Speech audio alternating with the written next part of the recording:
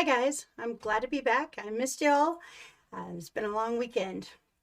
Obviously, I have a incredible difference in the picture quality, and that is because Cash is a wonderful man, and he supports and basically bolsters everything that I do. He not only got me this whole setup to start with, but he went out and surprised me with a brand new webcam. So I'm going to be able to do a lot better now. I think I'm a little bit more confident now. I don't have to be able to see through myself. I'm probably gonna have to step up my makeup game a little bit now, though. Now that you can see me clearly, so I'll work on that tomorrow. um, Today I want to talk about Brandon because there's been a lot of people have asked me about him so far, so I can kind of tell you who he was supposed to be and the truth about if there was or was not a sexual assault that occurred. So I actually did meet Brandon at the mall. His real name is Grant. Um, Drop dead gorgeous in every sense of the word, exactly as he is described, but no substance to him whatsoever. We dated actually off and on a little bit over time, but we never really had like a real connection. So we fooled around or whatever. I actually met him just a little bit longer down the timeline than it actually states in the timeline, because I had already lost my virginity by the time I met him. So I lost my virginity my freshman year. I can't really talk about to who again because I'm not trying to throw people out on the internet who don't want to be.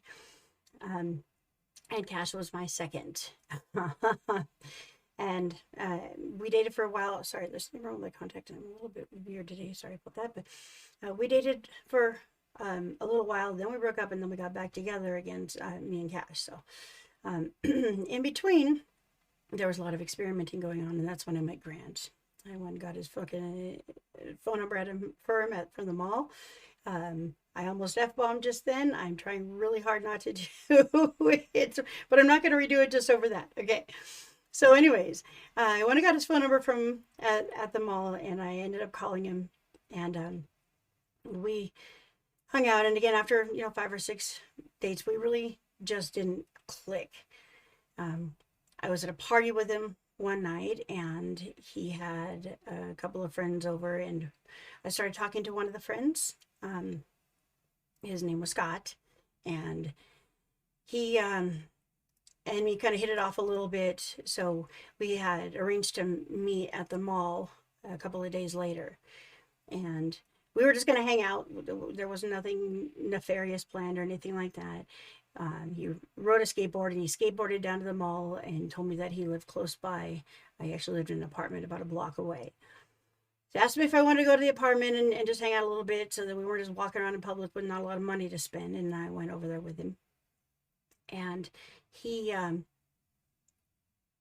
sexually assaulted me. I was really, really high on whatever it was he gave me. It was a couple of pills, and we smoked a lot of weed, and we snorted a line of something that was not meth. And I found myself unable to stop him, and I wasn't sure if I was raped or not. So I never told anybody. I mean, anybody. This is really the first time I've come out and actually told the story at all. The fact that my mom had the intuition to kind of put two and two together really surprised me when I read it, because again, I never told her about that at all. She maybe guessed because me and Grant hung out a lot and then all of a sudden stopped hanging out, and it's because I wanted to distance myself from him and his friends, and that's why we stopped talking or whatever after that. So I think that my mom guessed based on that and assumed that it was him, and assumed something had gone on, and I kind of give her full props for picking that up, considering I felt at the time she wasn't intuitive to me and who I was, and I was a lot more wrong than I thought I was.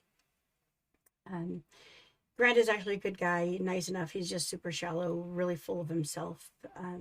He is the brother of someone who I actually met way later. Years later, I ended up my big brother was friends with his sister. Again, this is all just happenstance. And years later, when I was homeless, I my brother told me just go over there and talk to Wendy, which is his sister, and see if she'll let you stay there for a few days.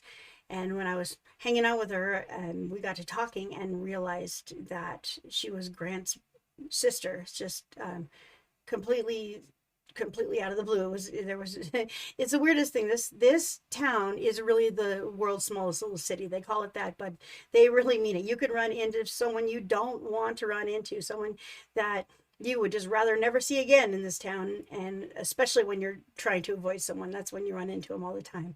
I actually have a story about that, which I'll tell a little bit later down the road, but it's a story in which I almost died. So again, we'll get there. I'm going a little bit at a time. I'm not even quite sure what I'm going to talk about tomorrow, but I'm sure I'll come up with something. There's lots to talk about. Um, I do appreciate all the love and support. I hope today's wasn't so weird because I was like digging in my eye. But I'm a lot more confident. I'm doing a lot better now. You can see me. So again, that's always a plus. Thank you guys so much for everything.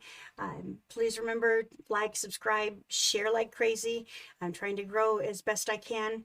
I appreciate y'all, and I will see you for sure tomorrow. All right, bye.